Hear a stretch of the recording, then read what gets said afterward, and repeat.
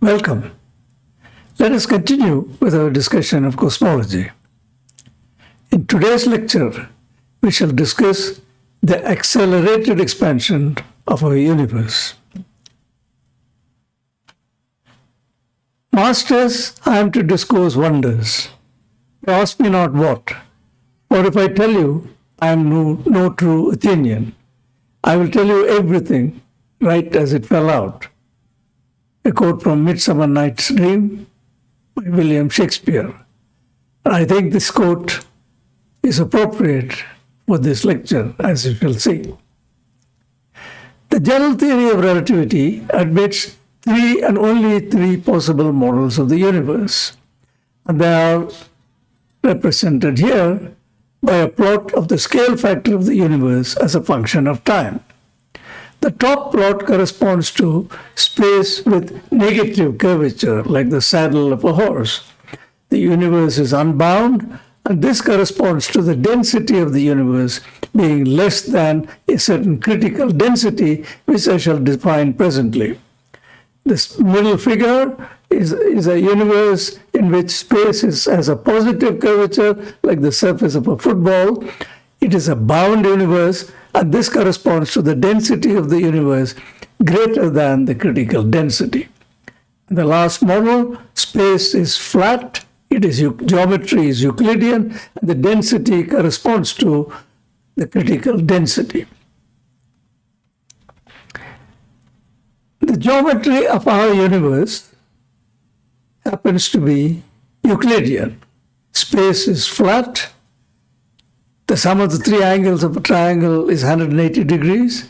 The surface of a two-dimensional sphere is 4 pi r squared, etc., etc. And this implies that the density of the universe must be precisely equal to the critical density. How do we know that this is the geometry of our universe? Well, that comes from the power spectrum of the cosmic microwave background radiation. If you remember, in the previous lecture, we discussed the distribution of the cosmic microwave background radiation and the anisotropy that was found to 1 part in 10 to the power 5 or less in this distribution of the temperature in the sky. Now, if you're an electrical engineer, what you would do with that noisy picture is to do a Fourier analysis and calculate what is its power spectrum and what are the intrinsic frequencies in the power spectrum. Now, that's what is plotted here. It is the power spectrum of the anisotropy of the cosmic microwave background radiation. I don't have time to go into that now, but I want you to merely accept the following conclusion that is derived from this analysis. Now, there are various peaks in the power spectrum, and these peaks correspond to different physical processes. The important thing to appreciate is that if space is Euclidean, if the space is flat, then the first peak in the power spectrum should occur at an angular size of 1 degree. This is what theory had predicted long before the observations, more than 10 years before the observation. And it is 1 degree. So it is from this that astronomers have concluded that the geometry of our universe is Euclidean. This implies that the density of our universe must be precisely equal to what is known as the critical density. I introduced this critical density earlier on. This follows from Friedman's equation. The critical density, the present value of the critical density, is 3h squared by 8 pi g, where h is Hubble's constant. So if you want the critical density today, then you have to put the present value of the Hubble constant into this. Well, it is also useful in our further discussion to define a density parameter omega, which is defined as the ratio of the actual density to the critical density. So omega can be either 1, less than 1, or greater than 1. What is omega? Omega has three components. One, it's a contribution to the energy density coming from matter, contribution of the energy density coming from radiation, and vacuum energy density. And in this lecture, this vacuum energy density is the star of today's discussion, as you shall see. But we'll come to that bridge later on, and then we will cross it. What is the present value of this critical density defined through the previous equation? Well, you just plug in the present value of the Hubble constant. What you get is that the critical density of the universe today is 9.47 multiplied by 10 to the power minus 27 kilograms per meter cube. This is roughly the mass of 5 hydrogen atoms in 1 meter cube. So if that is 1 meter by 1 meter by 1 meter cube, then the critical density corresponds to 5 hydrogen atoms in this cube. What is the actual density of our universe? That's what general relativity says should be the density, because geometry of a universe is Euclidean. We can go out and measure the density and ask, what is it? Well, astronomers have done that. It took a long time to do that. And they have actually measured the value of the matter density of the universe. Now, this matter consists of baryonic matter, of which you and I are made of, as well as dark matter, which, as we know, is essentially 90% of all the matter in the universe. So you add up all this matter and ask, what is the observed value of the energy density of matter in the universe? And that answer is, it is roughly one equivalent of 1 hydrogen atom per meter cube. Therefore, the energy density associated with matter, seen and unseen, baryonic and dark matter put together, is only about 25% of the critical density. And yet, the Euclidean geometry of our universe, which has been established very convincingly with very high signal-to-noise ratio from the analysis of the power spectrum of the anisotropy of the cosmic background radiation, is that the density of the universe must be equivalent to 5 hydrogen atoms per cubic centimeter. Therefore, we have conflicting results. Whereas astronomers measure the mass density roughly 1 hydrogen atom per meter cube, general relativity tells you that the Euclidean geometry of the universe implies that the density of the universe must be equivalent of 5 hydrogen atoms per cubic meter. So let's set that aside for the moment. So there is a major puzzle there. Well, who do we believe, the astronomers or general relativity? Well, you have to believe both. So we'll come to the resolution of that in a few moments. So now let's ask a different question. Yes, the universe is expanding, but the universe has a lot of mass. Therefore, you would expect gravity to decelerate the expansion. Astronomers since 1929, when Hubble and Humason wrote their famous paper, have always been trying to measure the possible deceleration of the universe. Well, they couldn't do that, but time was ripe to do that. How did astronomers propose to measure the deceleration of the universe? Well, this takes us to a subject of apparent luminosity in an expanding universe.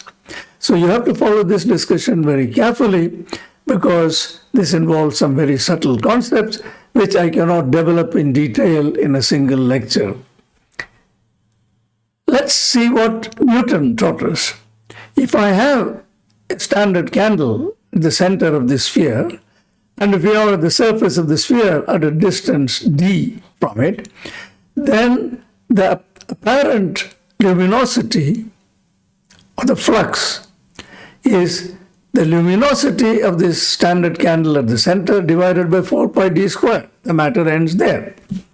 But that result cannot be true in general relativity for a variety of reasons. For one, masses affect the propagation of light. Secondly, the universe is expanding. Both these things will influence the apparent luminosity. Now, I'm just going to state the results here and try to make it plausible using a Newtonian argument in the subsequent slides. But let me just state what general relativity tells you. Now, let us say that light is emitted at a certain time and it reaches at time t0. We are on the surface of the sphere. At that time when light reaches us, the proper area of the sphere centered on the source and passing through us, we are on the surface at the tip of the blue arrow, is 4 pi r1 squared, r squared t0, where r1 is the coordinate distance from the center to the earth. It is not the distance of the line joining the earth to the source. Because space is curved, you have to measure the coordinate distance along the curved space. And the universe is expanded from the time the light was emitted and when it is received. That is taken care of by the scale factor r squared of t0. So you have to take into account the present value of the scale factor of the universe. You also have to take into account the fact that the light from the source, before it reached us, is affected by gravity in two ways. One is that the rate at which photons arrive at us because of the intervening gravity is Doppler shifted. So you pick up a factor 1 plus z, where z is the redshift. So delta lambda over lambda is 1 plus z. Also, the intensity of radiation changes because of gravity in between. That brings in another factor 1 plus z. I just want you to accept the result. And therefore, what general relativity tells you is that the apparent luminosity, or the flux rather, is not L by 4 pi d squared. It is not even L by 4 pi r1 squared, where r1 is the coordinate distance between the source and the earth today, but it is this.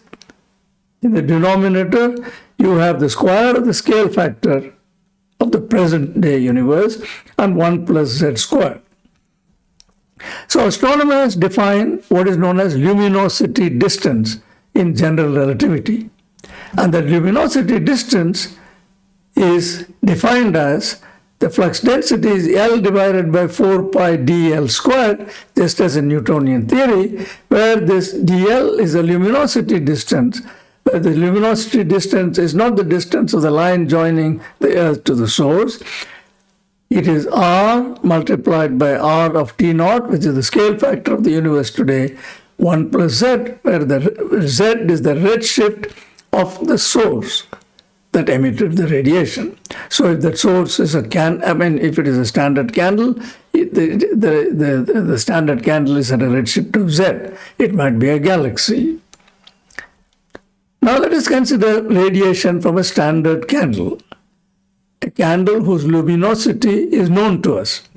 Well, the wavefront will expand spherically, and in Newtonian physics, you would say that the flux, the energy crossing a unit area per unit time on the surface of a sphere of radius capital R, is the luminosity of the central source divided by 4 pi r squared. We knew that from Newton. But this result cannot be true, because since the universe is expanding, it will affect the received flux. The received flux will depend not only on the distance to the source now, but also on the expansion rate of the universe. And it will also depend upon whether the universe is expanding uniformly, or in a decelerated manner, or in an accelerated manner. All these three things will affect the measured flux density on the surface of the sphere. Therefore, the flux will not be L by 4 pi r squared. There will be some correction factors coming from general relativity, which will take into account not only the effect of gravity on the propagation of light, but also the expansion of the universe, taking into account possible acceleration or deceleration of the universe. And when you do that, you get the formula that I wrote down in the previous slide. You define the concept of a luminosity distance. Now, let's get down to business. Now, imagine a very bright standard candle at the center of the sphere.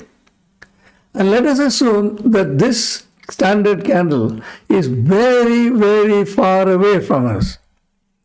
So far away that by the time the light from the standard candle reached us, the universe has expanded considerably.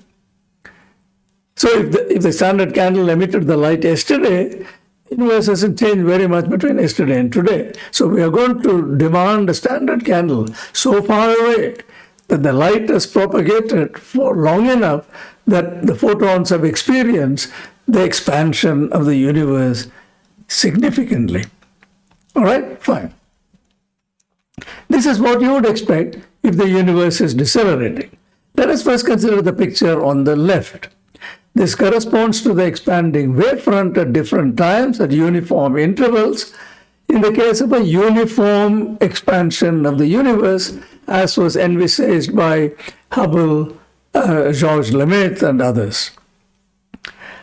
And the flux will be L divided by 4 pi r squared. Remember, we are not in general relativity now. We are giving a simple Newtonian argument to make the argument of general relativity plausible. Now, let us assume that the universe is in fact decelerating. And once again, I'm plotting the location of the wavefront at 3 equal intervals. But because the universe is decelerating, the surface of the radius of this sphere, R2, will be less than the radius of the sphere, R1, in the case of a uniform expansion. Therefore, the actual distance to the source from the Earth will be less in the case of decelerated expansion. And therefore, the standard candle will be brighter. Brighter than what? Brighter than it would appear if the universe was uniformly expanding. All right? So, deceleration implies standard candle will be brighter. How do you know what brightness it should have? Well, I know the distance to that candle very, very precisely from other astronomical observations. I know its redshifts. Therefore, using Hubble's law, I can determine its distance. Now, to measure the deceleration, we need a standard candle, a very bright source, which can be seen far, far away with a known luminosity. They should be so far away, to repeat again, that the universe would have expanded significantly during the time light took to travel from the source to us. The distance to the source should be precisely known, otherwise all bets are off. Well, the standard candle that we want is a type 1a supernova. Remember our discussion of type 1a supernova. Let me remind you what a type 1a supernova is. There is a type 1a supernova from one elliptical galaxy. This is the light curve, the supernova. Now, if you remember, type 1a supernova represents the explosion of a white dwarf when its mass reaches the Chandrasekhar limiting mass.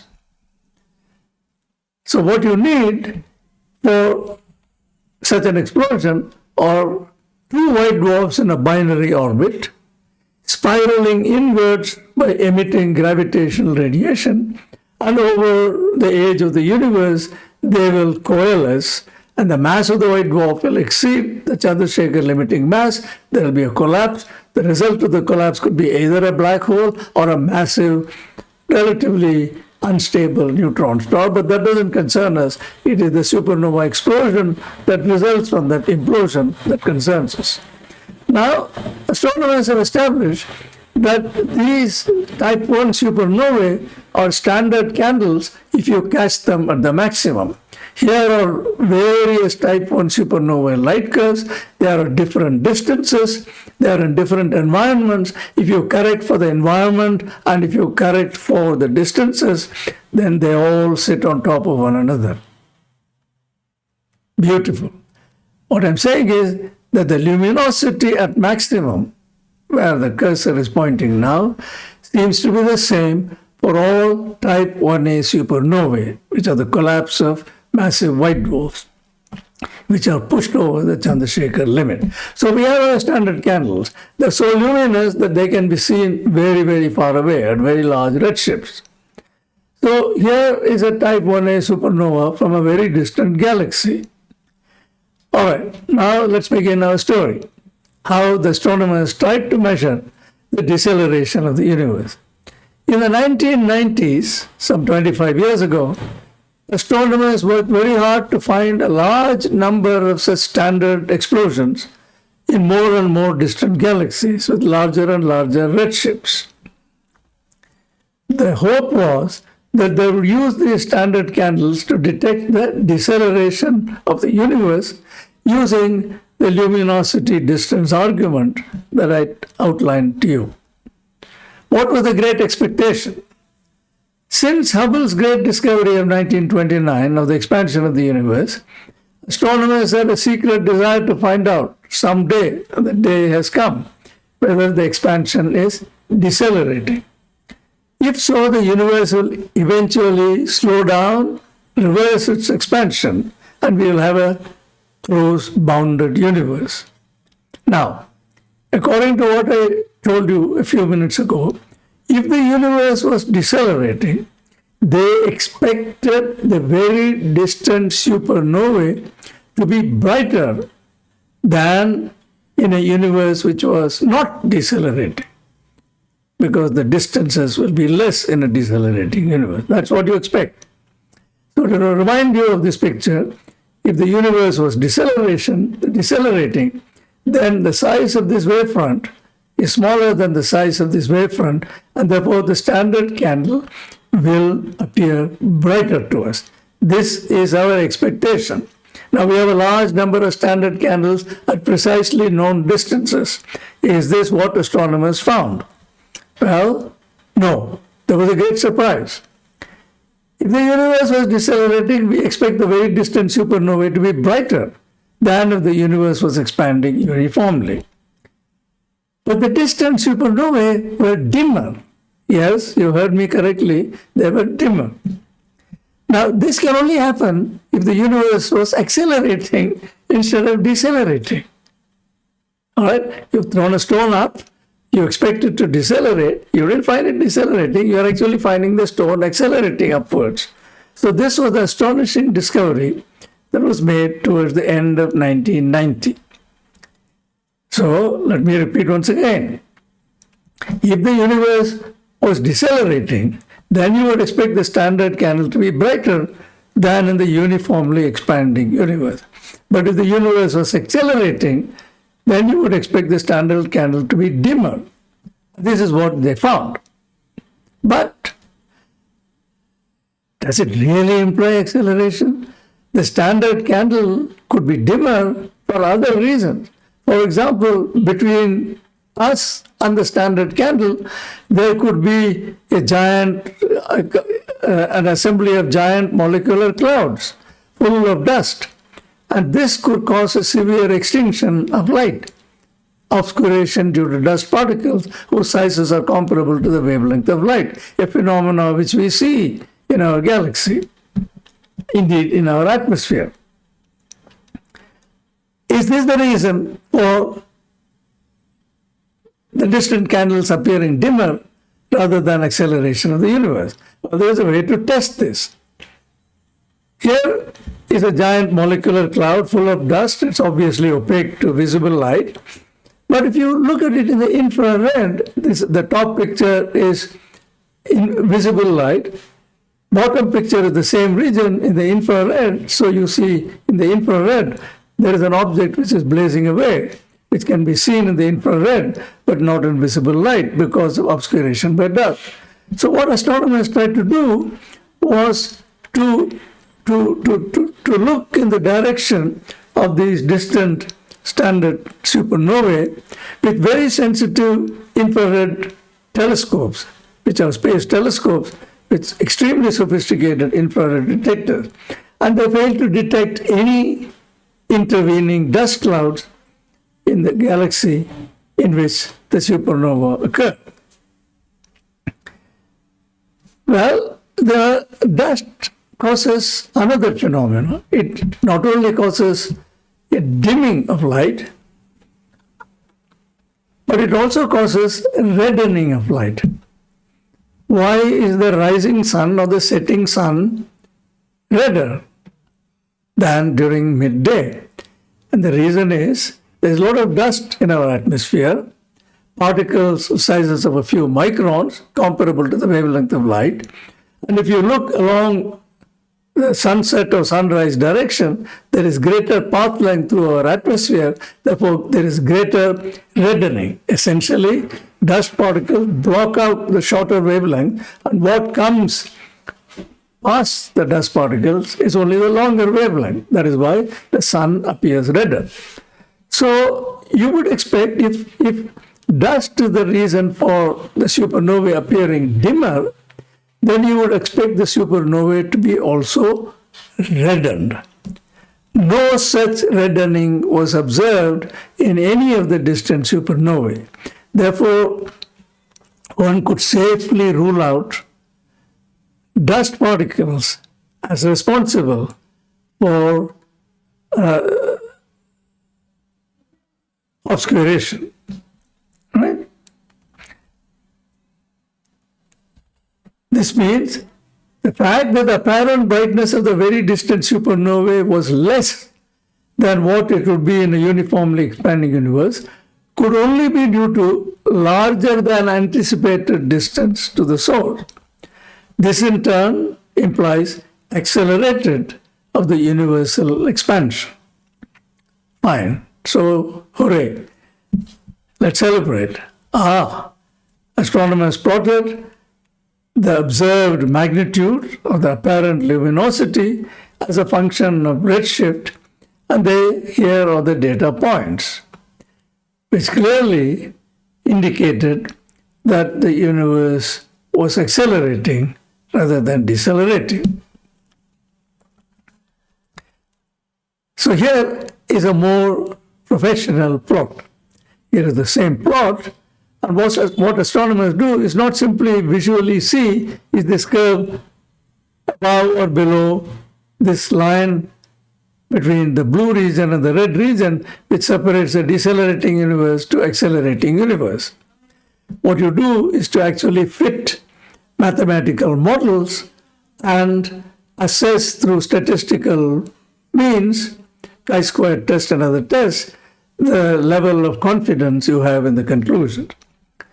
The luminosity distance depends upon two things. It depends upon the density of matter and radiation, and it also depends upon the density of vacuum. Let me remind you what this omega is. Omega is density divided by the critical density. Right? It's a ratio. And since energy density of the universe consists of energy density due to matter and radiation, and also energy density due to vacuum, this is what the breakup is. Now there are two supernova teams, two very different teams, studying distant supernovae. The objective was the same, to determine the deceleration of the universe. They both stumbled upon this astonishing result. They both agreed that omega matter was 0.3, omega V of vacuum was 0.7. The sum of omega matter plus omega V is 1, as it should be, because cosmic microwave background radiation tells us from the power spectrum analysis that the geometry of space is Euclidean, therefore total omega must be equal to 1. And that's what both the teams found, to a very high level of confidence. So since matter density decreases with expansion, while vacuum energy density remains constant, till a certain time the universe must have decelerated. In the early universe, matter dominated. Then as the universe expanded, the matter density decreased as 1 over r cube. The energy density of matter decreased as 1 over r cube. But the energy of vacuum did not decrease, and the energy density of vacuum did not decrease. Therefore, at some stage, the vacuum effect will dominate over the matter effect. So let me repeat. There would have been a phase in the history of the universe where it was dominated by matter. Then came the second chapter of a universe, which is dominated by vacuum energy, and matter energy is less significant.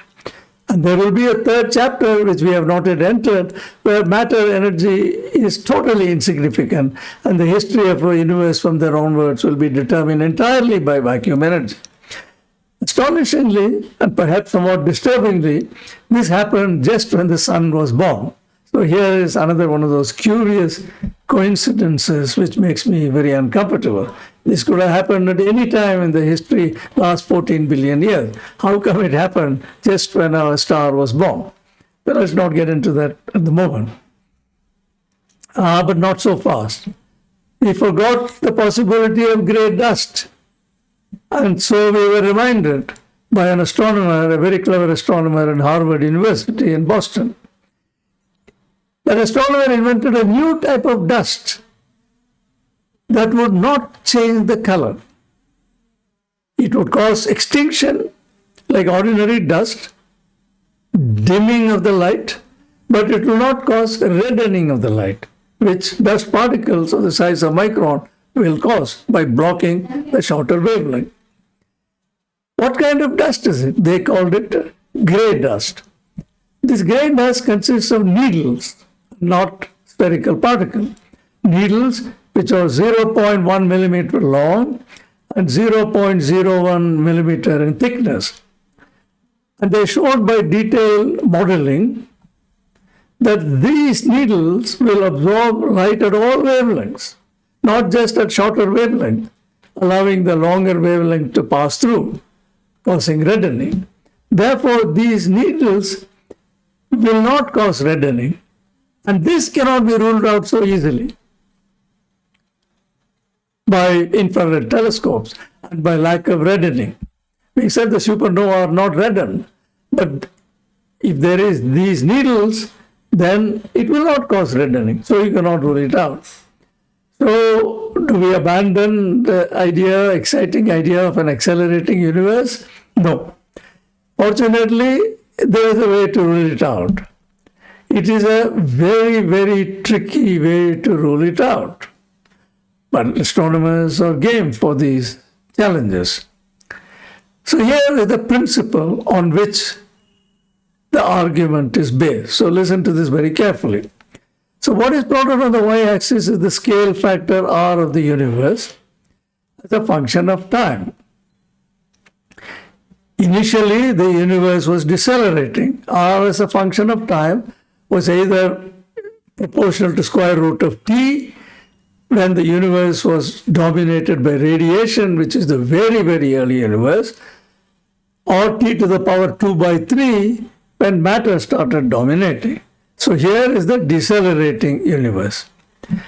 And further on, the universe is accelerating. The universe is accelerating. So if I draw a tangent at that point, it will meet the x-axis there and not at the origin. So you will conclude that this is in fact the age of the universe, whereas the real age of the universe is that over there. In between, there is a period of stagnation, a transition period from deceleration to acceleration. So, if the universe is accelerating today, a plot of the scale factor as a function of time should look something like this, if you could plot it out. But theoretically, it makes eminent sense to say this is what it should look like. All right? Good. Therefore, the past history of our universe consists of two chapters.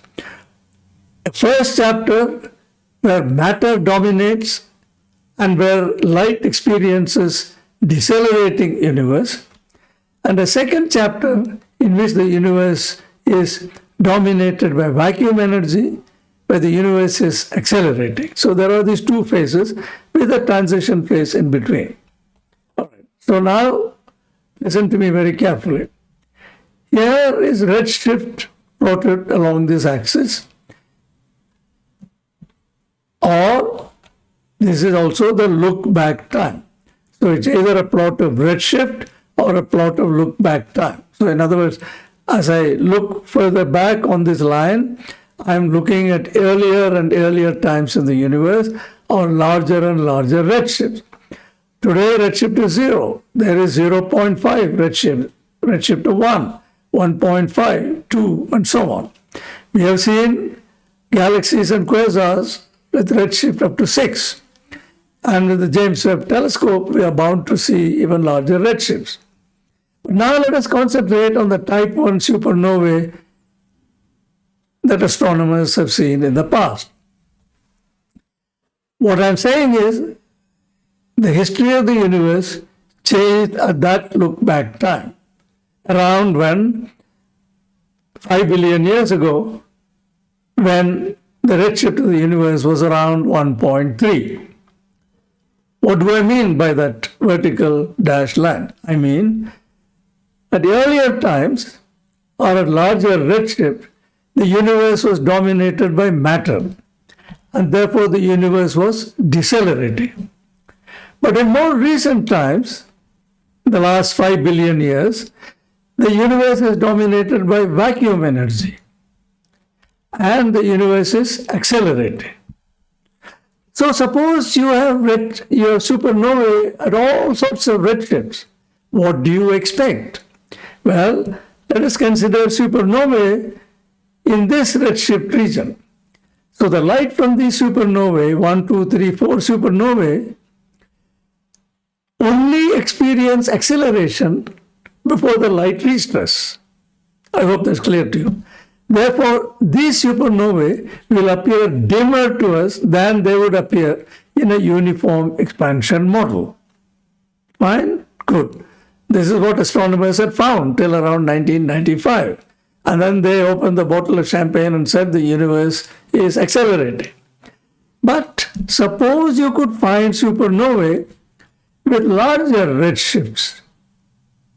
Then the light from these supernovae, before it reached us, would have traveled through the universe for a substantial period of time when the universe was actually decelerating and not accelerating.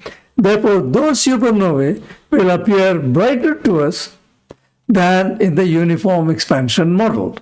So, to summarize, what I'm telling you is that if you could see supernovae to a very, very large redshift, not just up to redshift of 1, then you'll see two kinds of supernovae. The nearby supernovae will appear dimmer, and the very far away supernovae will appear brighter than in the uniform expanding model. What did they find? Well, the early data till 1998 was of supernovae with redshifts less than 1.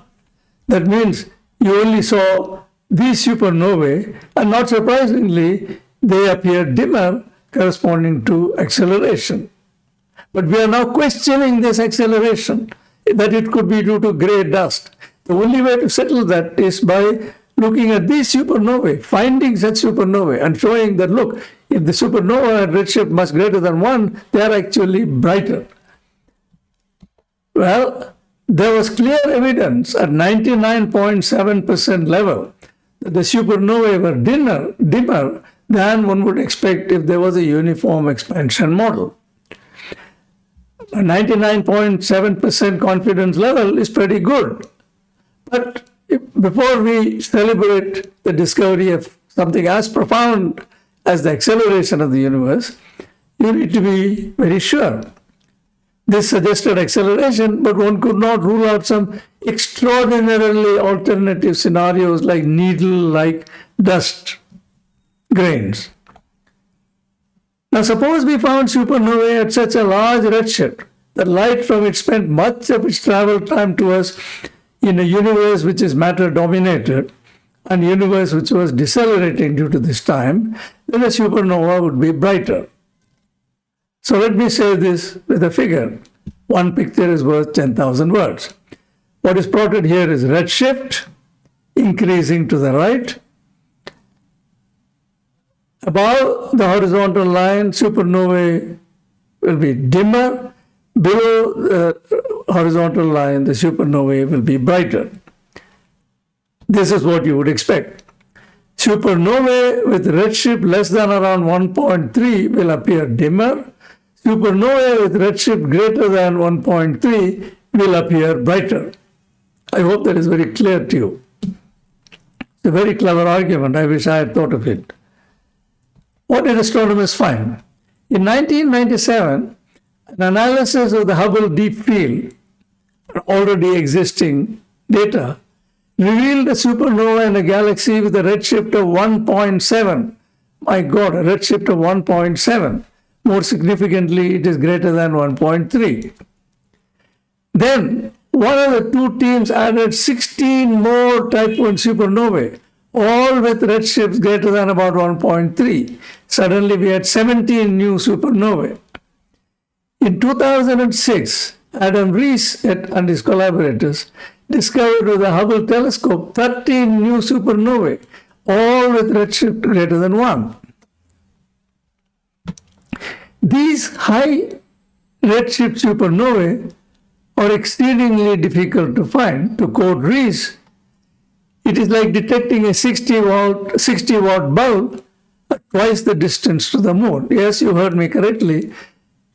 To detect a supernova at a redshift of 2 is like detecting a 60-watt bulb at twice the distance to the moon. But astronomers have done that. Now there was enough data. The measured luminosity distances and redshift clearly showed a transition from a matter-dominated era to a vacuum-dominated era. This is what we are hoping for. This is what astronomers managed to achieve. So let's look at the plot from the Nobel lecture of Adam Rees. So these red supernovae are the ones that were discovered with the Hubble Space Telescope in 2006. So these are all supernovae which are recent. So let's look at the next plot, which is a plot of the difference in the brightness, positive, negative, as a function of the redshift. Here is redshift 0, present day universe, redshift of 0.5, 1, 1.5, and 2. What I said before was if there was real acceleration of the universe, you should get a curve like this, which is the magenta solid curve or a magenta dashed curve, which corresponds to dark matter dominated universe, which is either Euclidean or closed, but that doesn't matter. That's what you would expect. And the black points are the data points. So that very clearly tell you that supernovae with redshift greater than about 1 are brighter, whereas supernovae with redshift less than about 1 are fainter. So this clearly rules out gray dust or pink dust. It doesn't matter. What astronomers have found is now solid evidence for the accelerated expansion of the universe, and this acceleration started about 5 billion years ago. All right, so what we see is that the universe initially experienced a decelerated expansion and then an accelerated expansion. And in 2011, not surprisingly, Perlmutter, Rees, and Schmidt, Bernard Schmidt, were jointly awarded the Nobel Prize for Physics for the discovery of the accelerated expansion of the universe through observations of distant supernovae.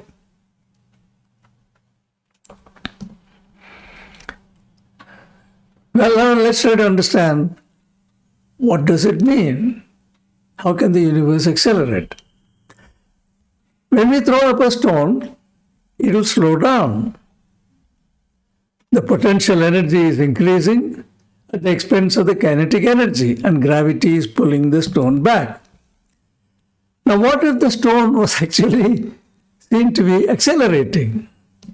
What it means is that some agent is actually pushing the stone up. There is some sort of a repulsive gravity, if you like.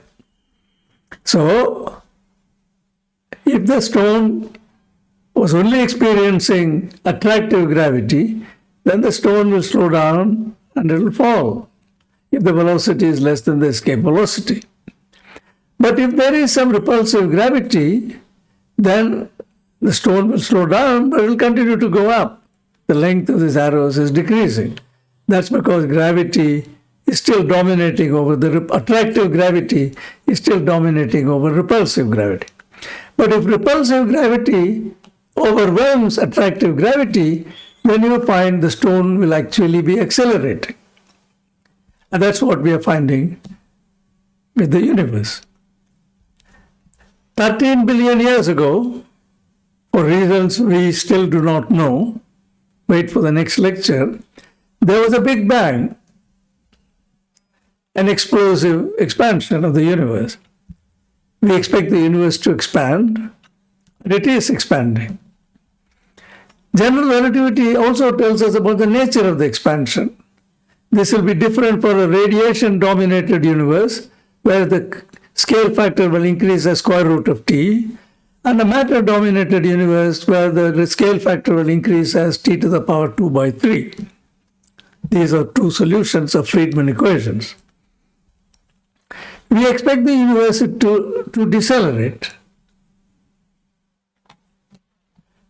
We now know that there isn't enough matter in the universe to make the universe eventually contract.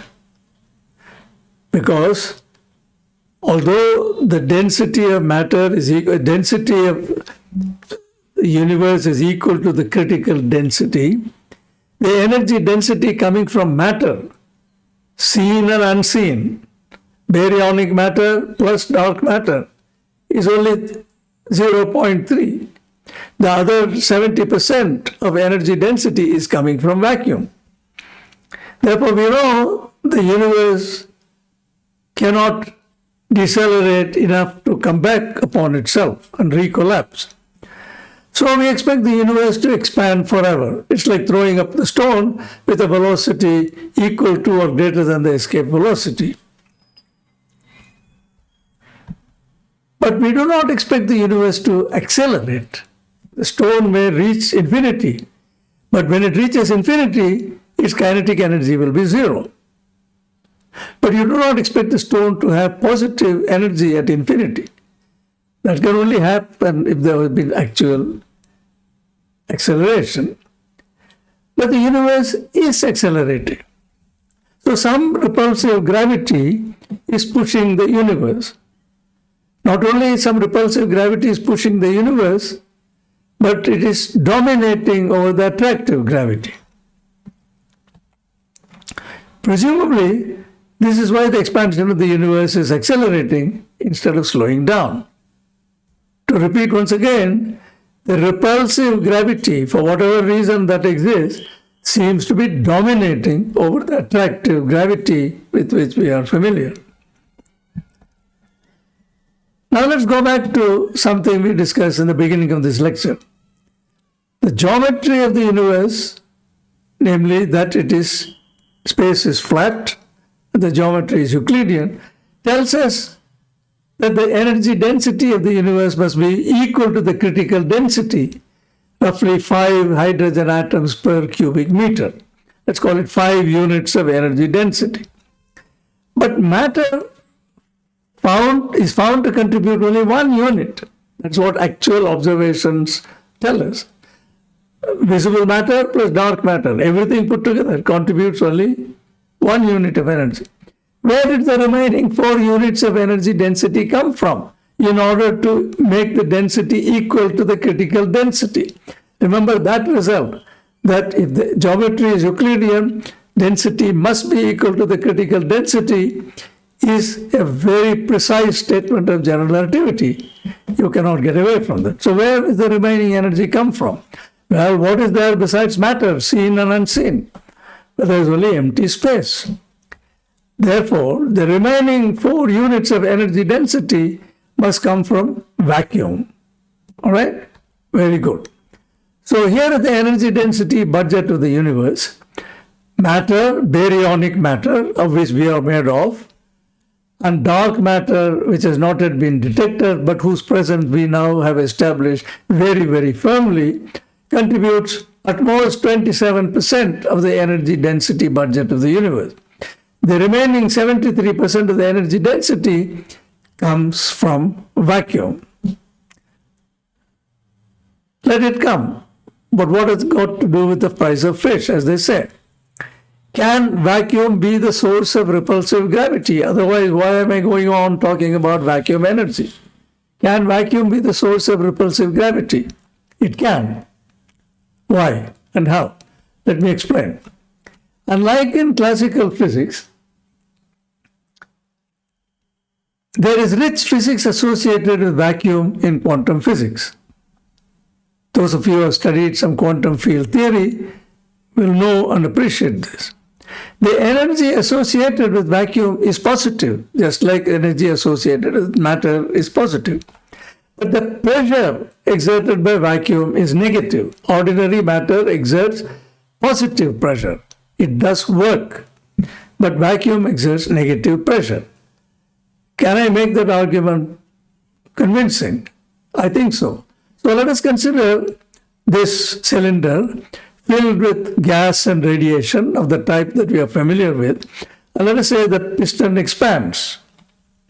When the piston expands, the gas and radiation exerts pressure on the piston.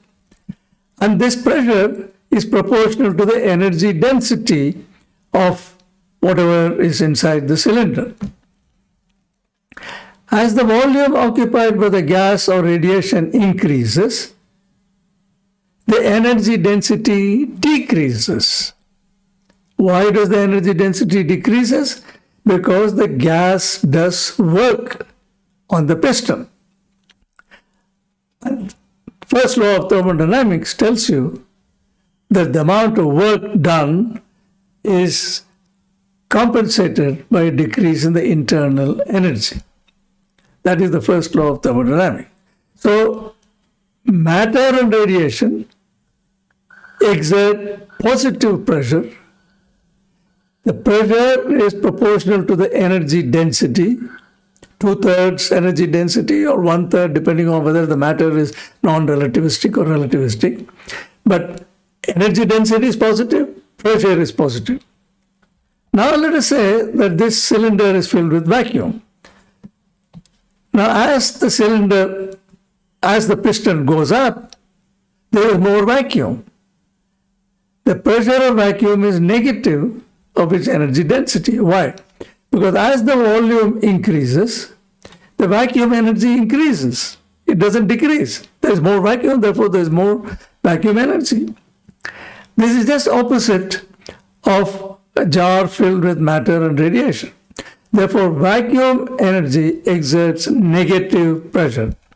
That is because thermodynamics tells you that the pressure of vacuum is the negative of its energy density and not equal to the energy density. So that is the essential difference. Both matter, radiation and vacuum have positive energy, but matter and radiation exert positive pressure. They do work in which costs you energy, whereas the pressure of vacuum is proportional to negative of its energy density. You can create more vacuum without costing any energy. So in Einstein's theory, pressure is also a source of gravity. Since vacuum exerts negative pressure, it is a source of repulsive gravity. But can vacuum be responsible for the acceleration of the universe? It can, provided the repulsion due to vacuum exceeds the attraction due to matter. Is this the case? Matter and radiation have positive energy, positive pressure, and they produce attractive gravity. They are only 27%. But vacuum has positive energy, but its pressure is negative and it creates negative gravity. And since 73% is larger than 27%, no doubt that the cosmic repulsion dominates over the cosmic attraction, and that's why the universe is accelerating. Now, all I have to do now is to convince you that vacuum energy will in fact produce repulsive gravity. So in order to convince you of that, let me take you back to Friedman's equation for the scale factor of the universe. R dot squared is 8 pi g by 3 minus 8 pi g by 3 rho r squared is minus kc squared, where k is 0, plus 1 or minus 1, depending on the geometry of the universe. In Newtonian physics, the right-hand side will be equal to the total energy of the system. This is the kinetic energy, this is the potential energy, this is the total energy. The derivative of this gives R dot squared is equal to minus 4 pi g by 3 energy density plus 3 times the pressure multiplied by the scale factor R, where P is the pressure, which is 1/3 the energy density. Now, I haven't shown you the derivative of this. I am going to leave that as a very simple exercise. It should not take you more than 1 minute. I literally mean 1 minute. To take the derivative of this, second derivative of this, you will get 2r double dot r dot, and you will get 2r r dot, and you will get 0 there. If you simplify that, you will get this relation over there. I leave that as a simple and illustrative example for you. So remember this equation. This is the equation for the acceleration or deceleration of the universe. R double dot is the acceleration. It can have any sign that you like. Now, if the universe is dominated by vacuum energy, then its energy density is constant. As the universe expands, the energy density does not decrease, whereas the energy density of matter decreases because the number density of particles decreases. The number of particles per unit volume decreases. Therefore, the energy density of matter, energy density of radiation decreases. But energy density of vacuum remains the same. In this case, R will go on increasing without limit. And soon the second term of the right-hand side will be negligible, and you can in fact set k is equal to 0. So you can now integrate this equation. It's a very simple equation, right?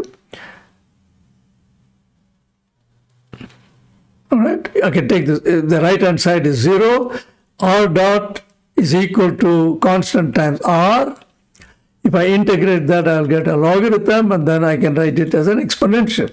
So very simple differential equation. I urge you to do this, solve this differential equation. It will give you, this equation will give you, as long as rho is independent of time, and if rho, which is the energy density, is entirely due to vacuum, it is independent of time, it is a constant.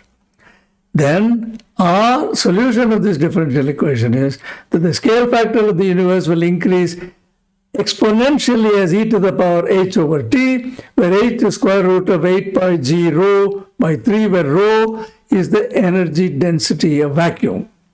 All right? So, if the energy density of the universe is dominated by vacuum and it's a constant, then the universe will expand exponentially. It is a repulsive gravity. It will not experience deceleration. If there was matter and radiation, the solution of the same Friedman equation gave us either R is proportional to square root of t or R is proportional to t to the power 2 by 3. Now we are getting R is proportional to e to the power plus ht. So it is an exponential expansion, repulsive gravity. So let me state this in a very different way. If this is the equation for R double dot, the right-hand side has E plus 3p. If E plus 3p is greater than 0, then R dot squared is negative, because this is positive, and there is deceleration. But if E plus 3p is negative, then that minus sign and this minus sign cancels out, and we will have acceleration. So the question is E plus 3p positive or negative? For vacuum, pressure is equal to minus the energy density. This is what thermodynamics tells us. So the pressure of vacuum is equal to minus its energy density. Therefore, E plus 3P, for pressure, if I put this expression there, I get minus 2E, which is negative. Therefore, I have acceleration. So it's as simple as that. So vacuum energy will cause acceleration, an exponential acceleration. So to summarize, our universe is very mysterious indeed. We seem to understand only 5% of the universe, which is baryonic matter and radiation. The rest of the 95%, we have no clue. In the beginning of the 2022, we do not understand the nature of dark matter, which is 90% of the matter in the universe. So that's 25% of this cake. And we do not understand the matter of dark energy or this vacuum energy, which has been given the name dark energy, which is 70%. What is this dark energy? Physicists have termed this mysterious vacuum energy as quintessence. This name comes from Greek philosophy of 3,000 years ago, and it refers to a fifth element besides earth, air, water, and fire. And this ephemeral substance, the fifth element, which the Greeks called quintessence, prevents the moon and the planets from falling to the center of the celestial sphere. They didn't understand everything. The stone falls to the ground, so why don't the planets and the moon fall to the ground? So Greeks said something is holding them up. They didn't know about gravity. Today we would say the Greeks were thinking of some repulsive gravity, and they called that quintessence. And physicists have given the same name. But alternatively, it could also be just Einstein's cosmological constant, which I introduced 2 lectures ago, which Einstein introduced to create a static universe. The difference between the cosmological constant and quintessence is the following. We won't go into that. Is the cosmological constant is not only constant in space, it is constant in time.